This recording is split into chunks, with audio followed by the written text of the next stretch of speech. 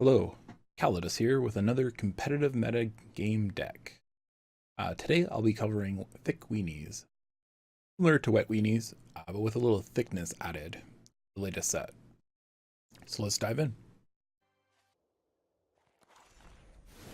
Alright, so I'm going to go over a couple of the new cards. The assumption here is that you're familiar with Azorius aggro. So Law-Rune Enforcer, great overall card. Mostly helpful in the Gruul matchup or just like a stompy matchup. Mirror, even red deck wins. It can be a very helpful card. The fact that it's a 1-2 for 1, it's a little less aggro than what we would like in an aspirant. But it has that versatility of just stopping your opponent from blockers, etc.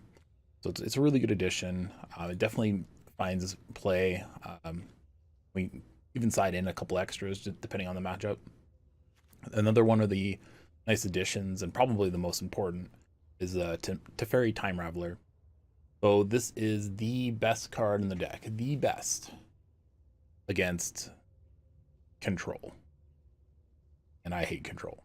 So you can imagine it's pretty important. So I only made board one of the cards because it is a little bit weaker against the red deck wins type of decks. But because this is a best of 3 deck and the best of 3 event, that's okay. So you can see in my sideboard I have another 2. I've noticed that a little diminishing returns at 4. A lot of like Esper Control and Nexus don't have a lot of answers for planeswalkers, so having multiples in your hand is kind of a dead card. So having 4 kind of increases that odds. So you at the cost of less frequency, you get a little bit more effective. So play around with the number. I've definitely seen a lot of lists that run 4, and I just prefer 3. Okay, and the other nice addition is Gideon Blackblade. This card itself is more against for. It's good in every matchup. Let's face it. It's a 3-drop for 4/4 that has nice little perks. Yeah, not much else to say about that. For sideboard, Dovin's Veto replace negate in pretty much every sense and is just way better. As far as we're concerned, as a Azorius aggro deck, the different mana cost doesn't affect us at all. Deputy of Detention, this is a nice key card to breaking stall slow games. It's also really strong against tokens, which is one of our worst matchups, and strong against stuff like Gruul. Rekindling Phoenix is a good example of just a card that we have a hard time dealing with. Deputy kind of fills that role. Ashiok, I have him in there.